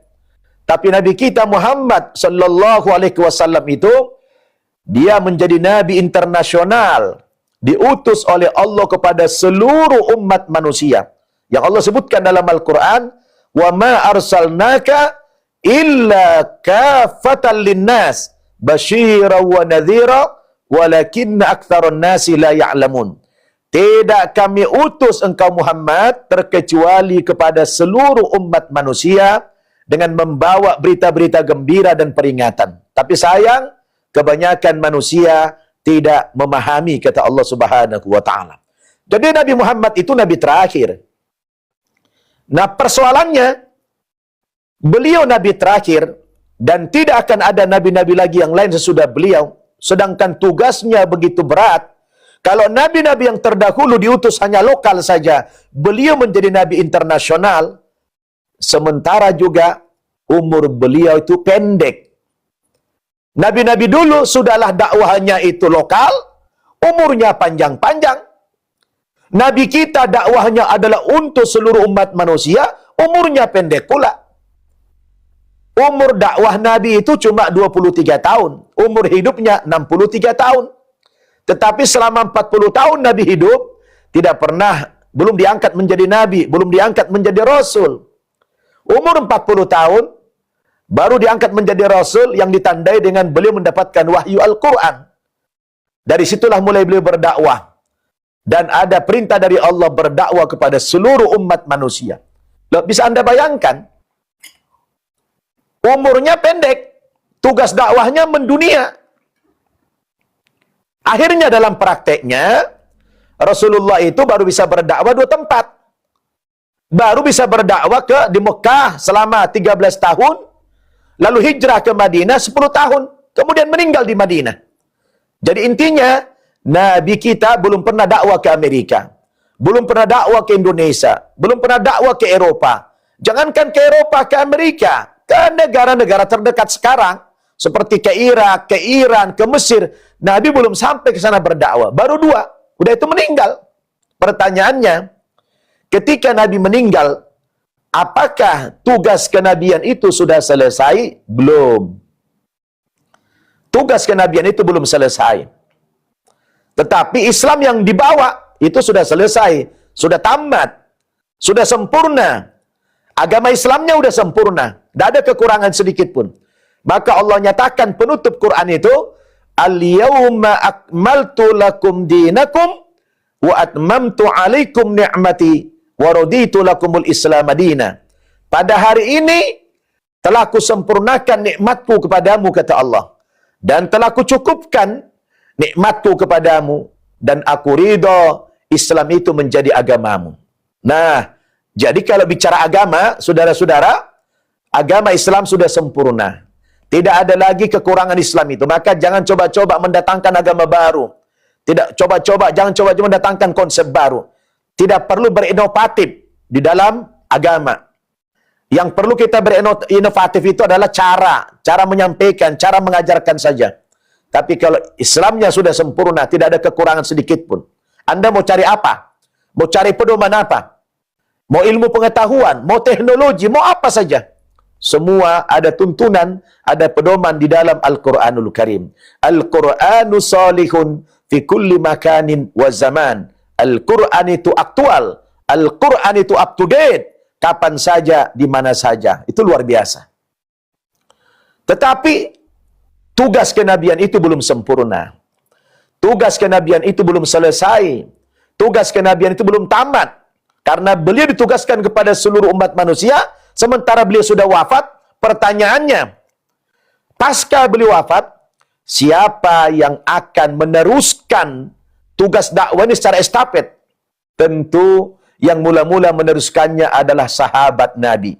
Maka Allah katakan dalam Al-Quran surat Ali Imran ayat 10, A'udzubillahi minasyaitonir rajim, kuntum khaira ummatin ukhrijat linnas, ta'muruna bil ma'ruf wa tanhauna 'anil munkar wa tu'minuna billah. Kamunya siapa? Mukhatabnya di sini, lawan bicaranya itu siapa yang dimaksud kamu? Kamu yang dimaksud dalam ayat itu adalah para sahabat. Kuntum khaira ummah. Kamu para sahabat-sahabat Nabi adalah umat yang terbaik. Umat yang terbaik sepanjang zaman. Ukhrijat linnas, yang dikeluarkan untuk berdakwah kepada seluruh umat manusia. Yang kamu ditugaskan ta'muruna bil ma'ruf, ya, melanjutkan risalah kenabian. Ta'muruna bil ma'ruf, kamu wajib mengajak orang kepada iman, mengajak kepada kebaikan. Wa tanhauna 'anil munkar, dan kamu juga wajib mencegah manusia dari kemungkaran. Nah, ini tugas berdakwah ini tidak stop. Tidak boleh berhenti, tidak boleh putus sampai hari kiamat. Maka kepada setiap pribadi muslim diwajibkan untuk menjadi pelanjut risalah kenabian ini.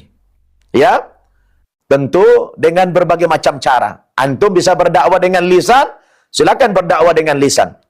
Yang pakai kolam tulisan, silakan dakwah dengan tulisan. Yang bisa berdakwah dengan amwal, dengan harta, dakwah dengan harta. Yang bisa dakwah dengan bilhal, dengan contoh yang konkret, silakan dakwah dengan contoh yang konkret. Intinya, setiap pribadi itu jangan sampai melewatkan kewajibannya sebagai seorang muslim yang di dalam pundaknya ada misi, ada tugas kenabian, berdakwah. Nabi katakan, "Ballighu anni walau ayatan." sampaikanlah daripadaku walaupun hanya satu ayat. Tetapi tentu dalam berdakwah ini ada kode etik, ada tata cara. Karena judulnya mengajak, maka jangan sampai mengejek. Karena judulnya adalah membina, jangan sampai menghina. Bagaimana kita umat Islam ini menanamkan pengaruh agama kita kepada orang lain. Nah, itu yang paling penting. Saya juga sebagai mantan dari agama Kristen yang sudah malang melintang dalam dunia dakwah ini, alhamdulillah berkat saya sebagai mantan Kristen dulu, ya banyak orang yang suka dengan dakwah-dakwah saya karena memang saya lebih mengedepankan tentang metode, ya. Jadi kata orang pesantrenan itu, at-tariqatu ahammu minal maddah. Tariqah, uslub, cara itu lebih penting daripada materinya. Materi Anda bagus, kalau cara penyampaian tidak bagus, maka itu akan ditolak.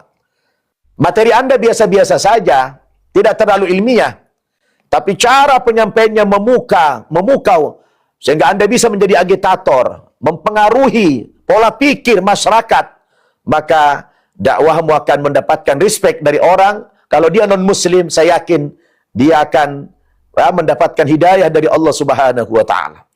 Oleh karena itulah Allah mengatakan, "Wa ma kunna mu'adzibina hatta nab'atha rasula." Kami tidak akan mengazab suatu kaum sampai datang kepada kaum itu pendakwah-pendakwah yang mengajak kepada iman kepada Allah Subhanahu wa taala. Jadi tugas kita. Maka kalau ada satu orang saja Anda ajak masuk Islam, Anda menjadi wasilah, Anda menjadi sebab, Anda menjadi media, wah luar biasa apresiasi yang diberikan Nabi. Kata Nabi itu, la ayyahdiyaka-Allahu bika rajulan wahida khairul laka minad dunya wa ma fiha. Kalau sebab Anda menjadi perantara orang mendapatkan hidayah dari Allah Subhanahu wa taala, maka nilainya kata Nabi lebih baik daripada dunia dan segala isinya. Allahu Akbar. Satu orang kita ajak kepada Islam, itu nilainya lebih baik daripada dunia dan seisinya. Saya alhamdulillah sudah ratusan juga. Sudah ratusan saya menjadi sebab orang dapat hidayah. Alhamdulillah. Maka saya buatlah pesantren mu'allaf untuk mendidik, membina, membentuk para mu'allaf ini agar menjadi muslim yang baik, muslim yang kafah, bukan menjadi muslim yang ekstrim. Saya selalu larang Anda kalau sudah masuk Islam, berdakwah bukan berarti kamu boleh menghina agama sebelummu, boleh kamu mencaci. Apalagi orang tua kita, orang tua kita tidak Islam.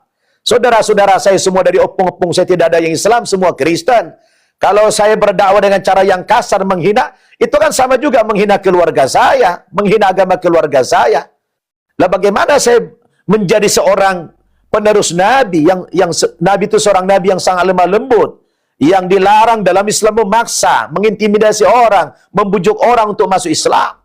Sebab dakwah ini tujuannya adalah menyampaikan, bukan untuk memaksa. Karena Allah katakan, wa qulil haqqu mir rabbikum faman syaa'a falyu'min wa man syaa'a falyakfur. Katakan ya Muhammad kepada umat Muhammad itu, kepada orang Islam katakan, ya orang-orang yang beriman, katakan kepada mereka bahwa kebenaran Islam itu datangnya dari Allah. Faman syaa'a falyu'min. Siapa yang hendak beriman kepada Islam, monggo silakan dia beriman tanpa dipaksa, tanpa dibujuk, tanpa dibayar. Wa man syaa'a falyakfur. Siapa yang mau kafir silakan. Ya. Wa ma 'alaina illal balagul mubin. Saya ini, kita ini, semua pendakwah ini kapasitasnya hanya penyampai saja. Kita hanya dai, orang yang menyeru. Bukan sebagai al-hadi yang memberikan petunjuk. Al-hadi huwallah. Yang memberikan petunjuk itu adalah Allah Subhanahu wa ta'ala. Jangankan kita manusia yang berdosa ini. Wong Rasulullah saja terhadap pamannya Abu Thalib yang begitu besar jasanya dalam Islam, yang membacking Nabi, ya, di saat orang-orang kafir Quraisy ingin membunuh Nabi, tidak jadi membunuh Nabi. Kenapa? Karena ada backing. Dua orang yang paling disegani di Arab waktu itu, istrinya Khadijah dan pamannya Abu Thalib. Tapi detik-detik terakhir Abu Thalib sampai meninggal dunia, tidak mendapatkan hidayah dari Allah Subhanahu wa taala, tidak mendapatkan petunjuk. Ketika dia sedang sakarat, Nabi menuntun pamannya mengucapkan la ilaha illallah, ya ammi qul la ilaha illallah. Wahai paman, ucapkan la ilaha illallah. Dia malah geleng-geleng kepala. Maka turun ayat mengingatkan Nabi, innaka latahdi man ahbabta walakinallaha yahdi may yasha. Muhammad, sesungguhnya engkau tidak berhak memberikan petunjuk kepada orang yang kau cintai, pamanmu itu. Walakinallaha yahdi may yasha, akan tetapi hidayah itu datang dari Allah dan diberikan kepada orang yang dikehendakinya. Jadi ini luar biasa, saudara-saudara.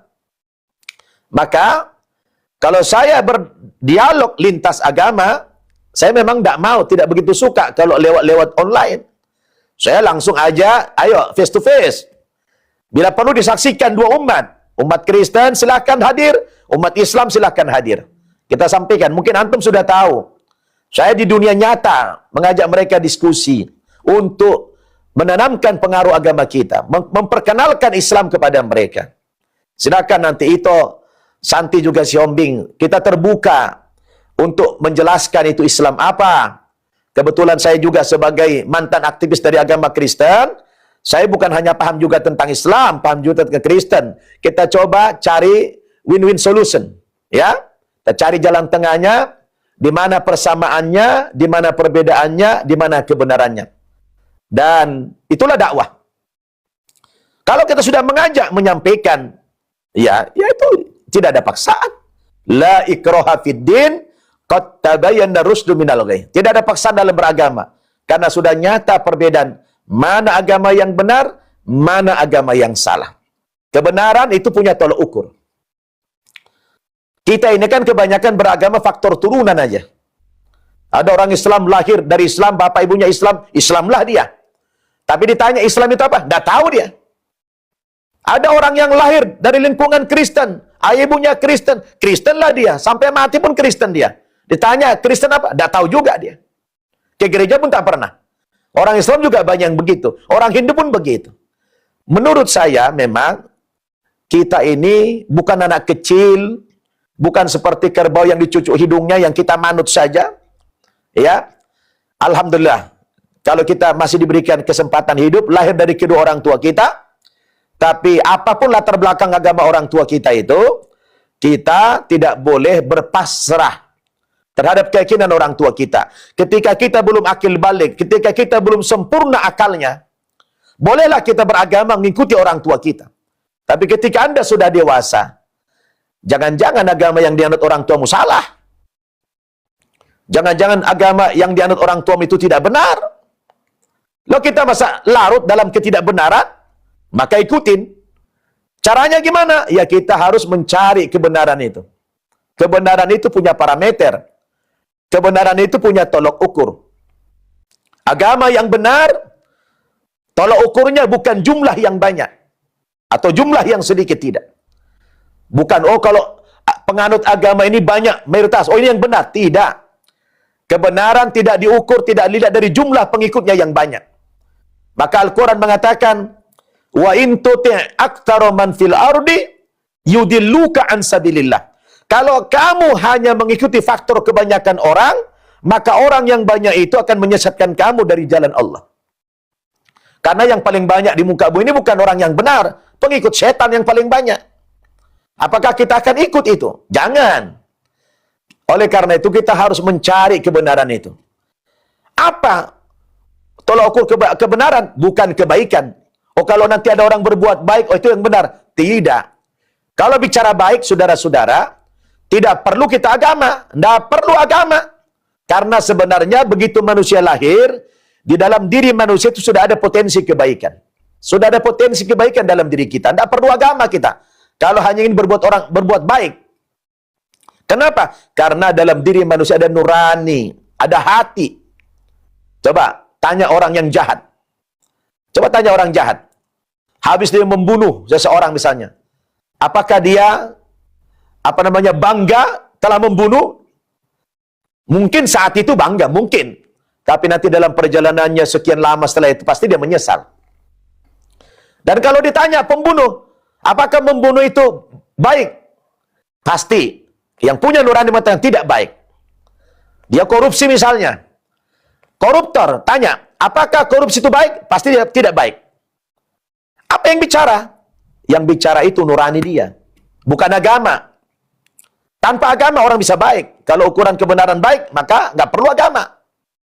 Maka kebenaran ukurannya bukan jumlah yang banyak, bukan orang itu baik atau tidak baik, karena tanpa agama pun orang bisa berbuat baik. Jangan-jangan orang yang tidak punya agama, ateis itu lebih baik daripada kita yang beragama, yang mengkampanyekan agama. Saya yakin, saya kan sering keliling Amerika. Di Amerika banyak orang tidak beragama. Kadang-kadang mereka lebih ramah, mereka lebih jujur daripada kita mengaku haji, mengaku ini, mengaku macam-macam, mengaku pendeta, mengaku ahli gereja, tapi korupsi.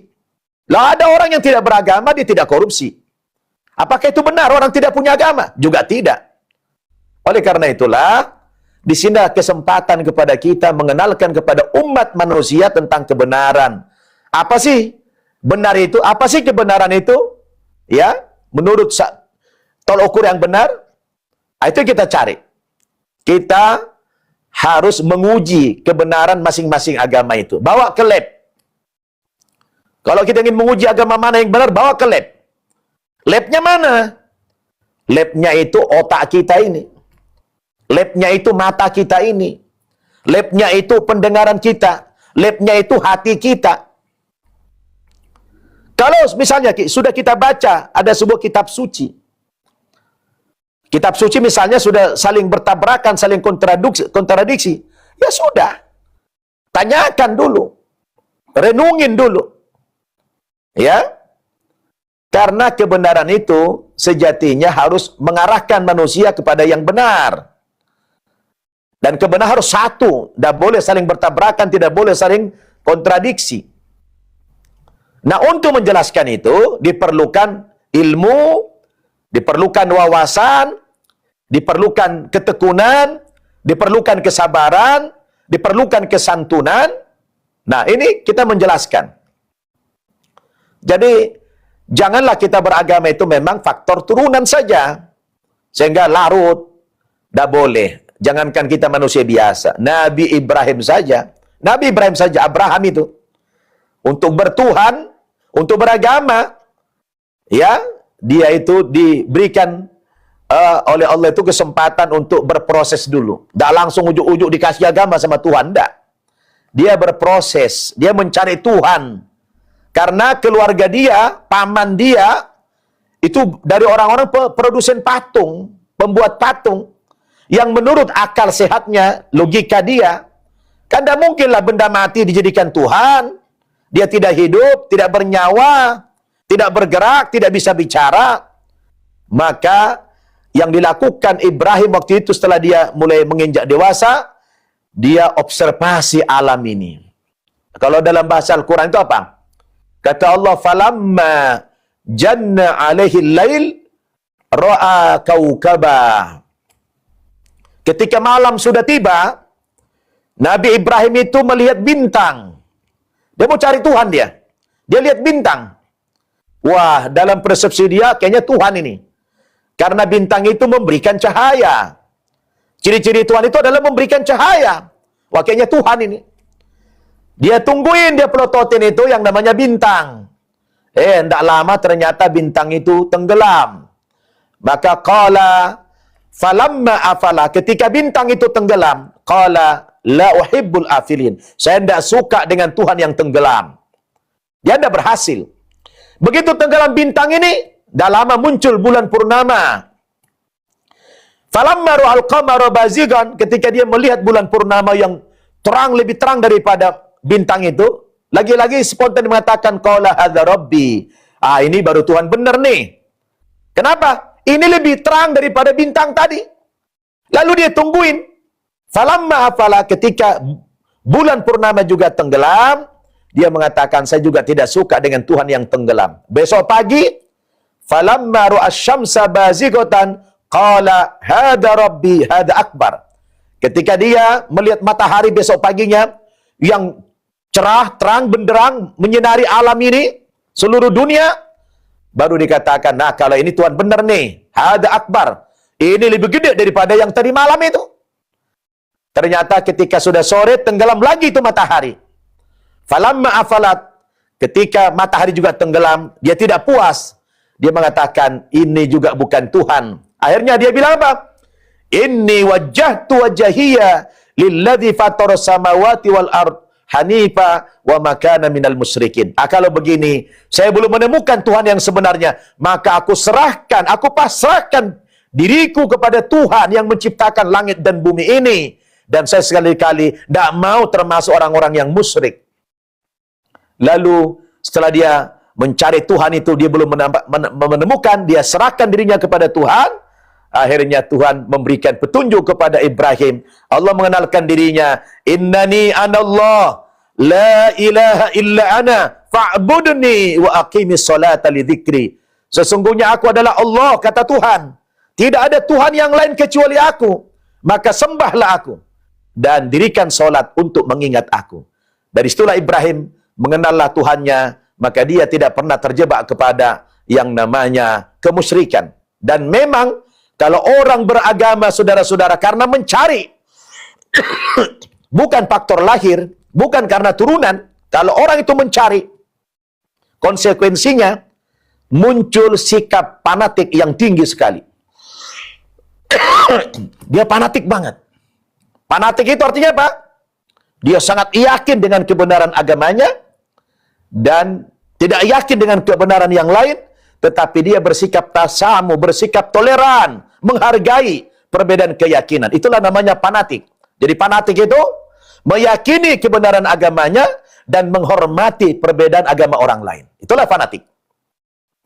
Jadi Ibrahim karena dia mencari Tuhan tadi, kefanatikannya luar biasa. Suatu hari saudara-saudara, keluarganya, pamannya itu produsen patung. Minta tolong kepada Ibrahim atau Abraham untuk menjaga showroom di pasar. Showroomnya showroom patung. Ada patung yang besar, ada patung yang sedang, ada patung yang kecil. Jualan Tuhan, jualan patung. Karena Ibrahim terkenal pemuda yang jujur, ganteng, ya, dipercaya, terkenal.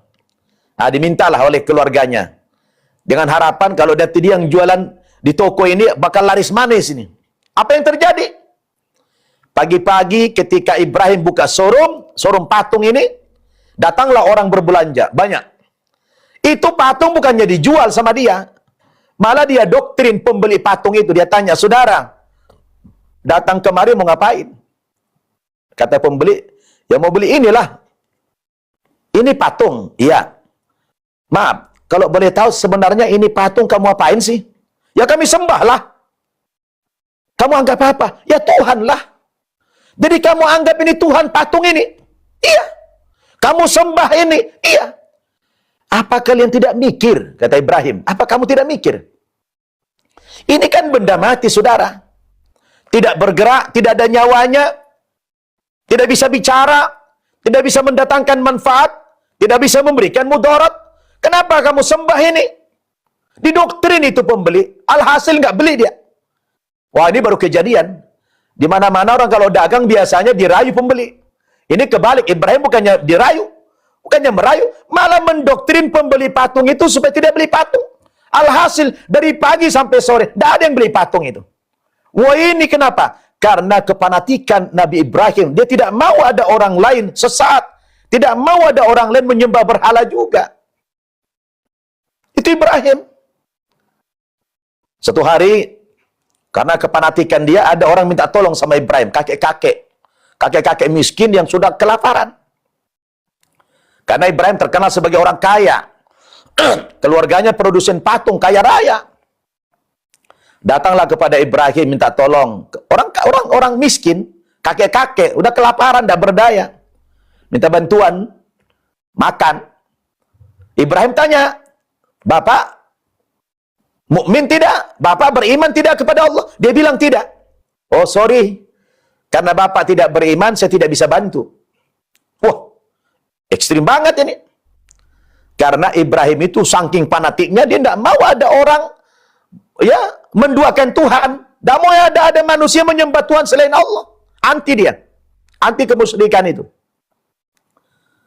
Makanya saudara, akhirnya si kakek itu gak dapat bantuan. Udah lapar, pergilah dia si kakek ini. Pergi, ya, tidak jauh, berapa ratus meter dari Ibrahim, tiba-tiba si kakek ini pingsan. Pingsan karena kelaparan, udah berapa hari-hari gak makan. Begitu dia pingsan, saudara, Allah mengutus malaikat.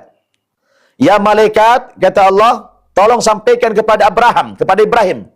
Bilang sama dia, si kakek-kakek yang tadi minta bantuan itu, ya, dan dia tidak bantu, yang sudah pingsan sekarang, sudah 400 tahun dia kafir kepadaku. Sudah 400 tahun dia syirik kepadaku. Tapi dia tetap saya bantu, tetap saya kasih dia hidup, saya kasih dia rezeki. Ini dia, Ibrahim baru satu kali datang sama dia, kok dia tidak bantu? Sampaikan kepada Abraham itu. Oh, Masya Allah. Tapi karena rupanya dalam pandangan Allah, boleh. Apapun agama orang lain, kalau dia butuh bantuan, kita mampu bantu. Tanpa melihat keyakinan dia apa. Dalam pandangan Allah itu boleh. Tapi Ibrahim seorang yang hanif. Oh, dia merasa, karena dia tidak beriman, dia tidak bantu. Makanya kalau doa Ibrahim itu apa? Doanya agak betul-betul agak ekstrim itu doanya. Apa doanya Ibrahim itu? Wa idza qala Ibrahimu Rabbi ij'al hadza baladan amina warzuq ahlahu minats tsamarat man amana minhum billahi wal yaumil akhir. Waduh, ngeri doanya itu. Ibrahim kalau berdoa, ya Allah, kata Ibrahim, ya, jadikanlah negeri Makkah ini menjadi negeri yang aman dan sentosa. Negeri yang aman dan sentosa. Warzuq ahlahu, dan beri rezekilah penduduknya minat tamarat, dari buah-buahan. Tapi, nah ini ada tapinya. Yang kau berikan rezeki itu ya Allah, man amana minhum billahi wal yaumil akhir. Cukup bagi orang-orang yang beriman saja kepadamu dan beriman kepada hari akhirat. Orang yang tidak beriman kepadamu, jangan kasih ya Allah. Kira-kira begitulah. Nah, ini agak ngeri doanya ini. Saking dia tidak suka kepada orang musyrik, ada orang yang mempersekutukan Allah, dia fanatik sekali, maka dia minta berdoa kepada Allah, dia tidak mau memintakan rezeki kepada Allah atas orang-orang yang musyrik itu. Hanya orang beriman saja. Tapi ditimpalin sama Allah. Qala wa man kafara. Kalau begitu Ibrahim, kau hanya minta orang-orang yang beriman saja, lalu orang kafir gimana? Orang yang musyrik bagaimana? Orang yang belum beriman kepada Islam ini gimana?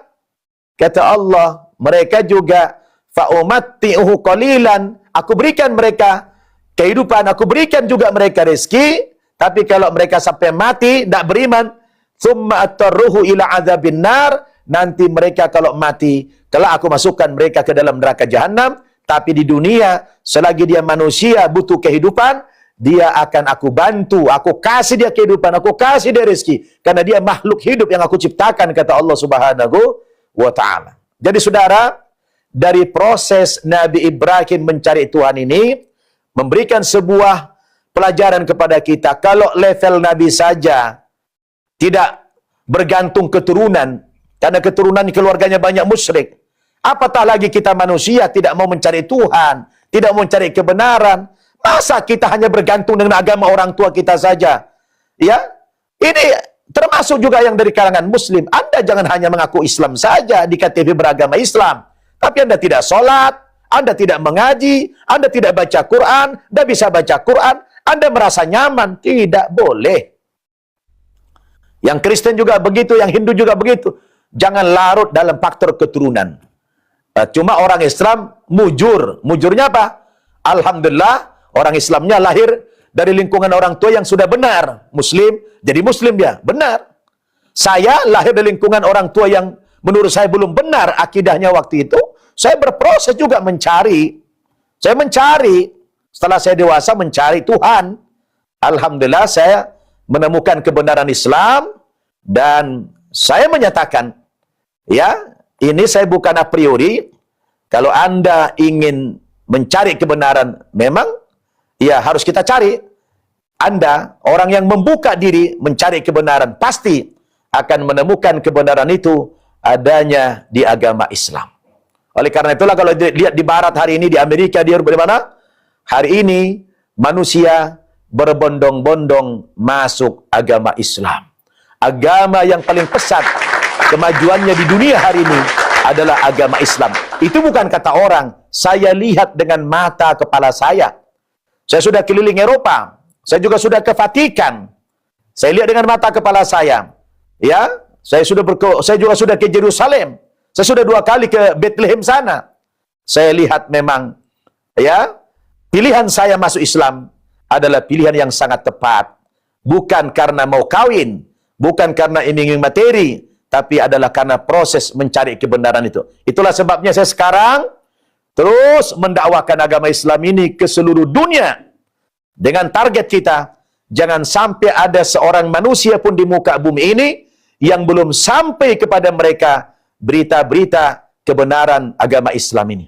Jangan sampai ada seorang manusia pun di muka bumi ini yang belum sampai kepada mereka berita-berita kebenaran agama Islam. Kalau tidak, kita nanti dituntut oleh Allah Subhanahu wa taala orang Islam ini.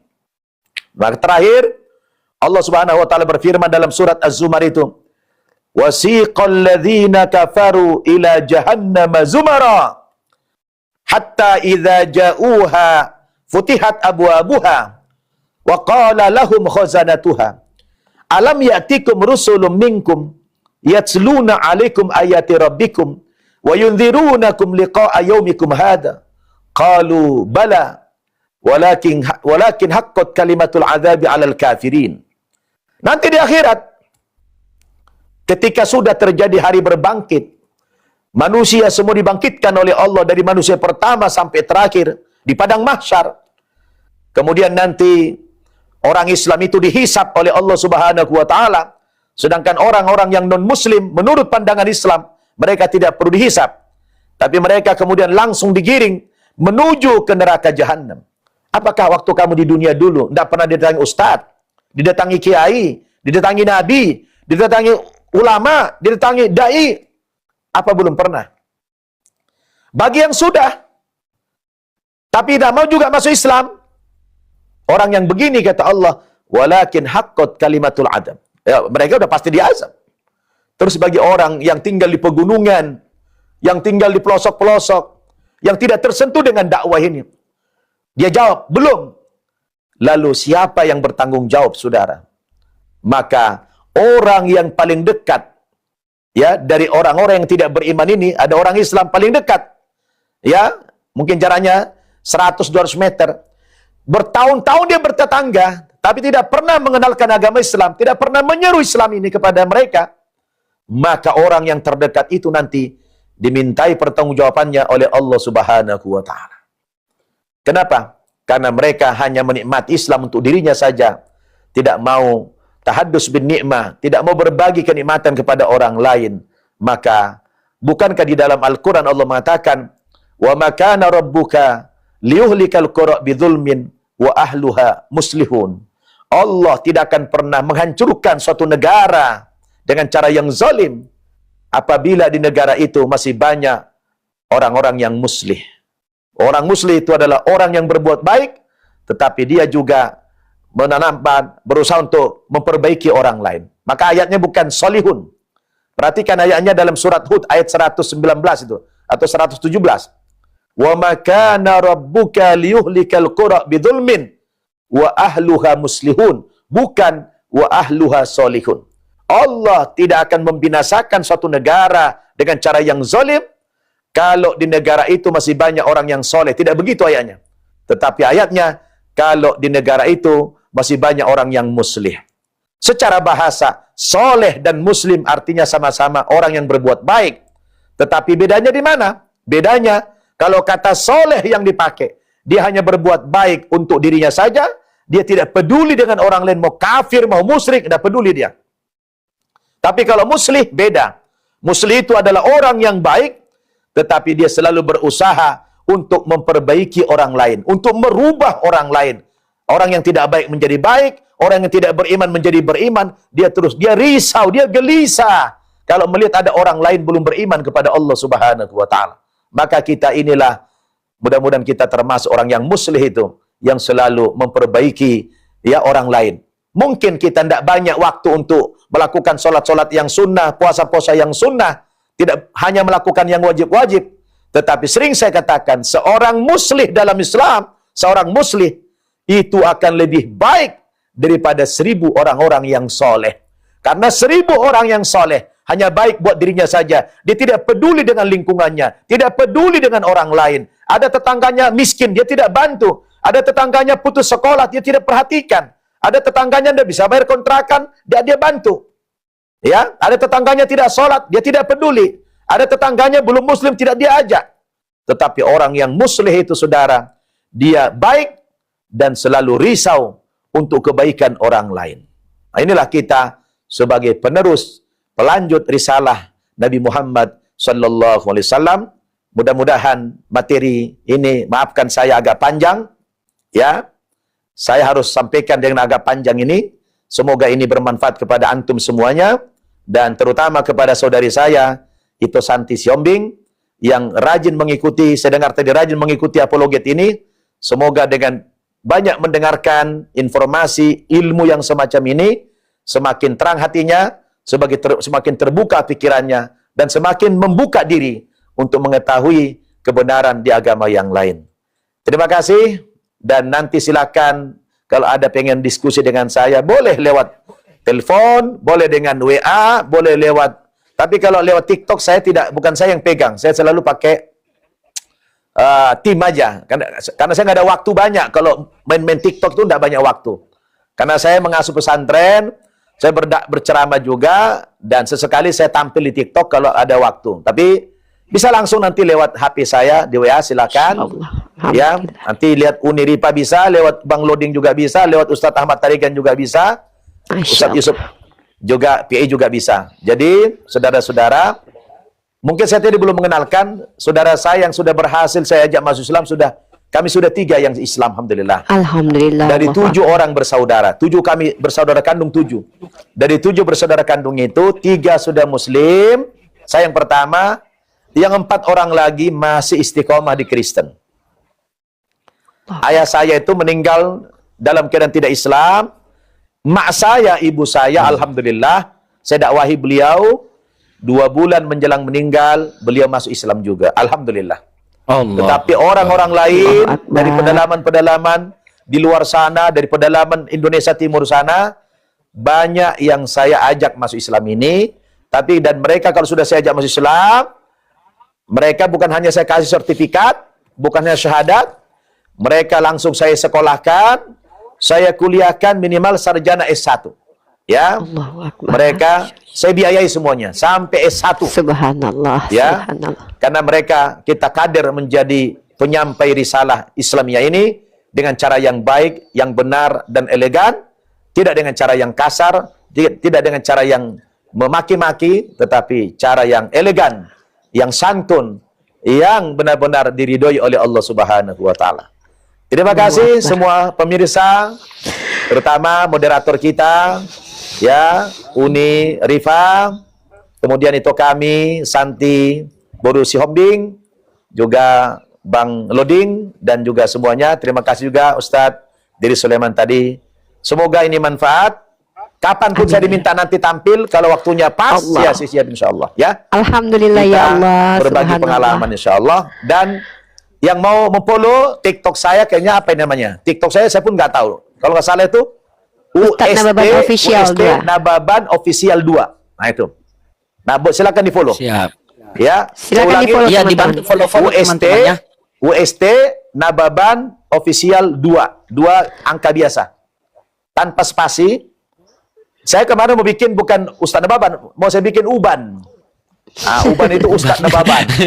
Nah, tapi ada yang bilang, lucu Ustadz, kalau bikin Uban lucu katanya ya. Nah, saya bikin Ustadz Nababan aja. Ya, terima kasih. Masya Allah. Wallahul muwaffiq ila aqwamit thoriq.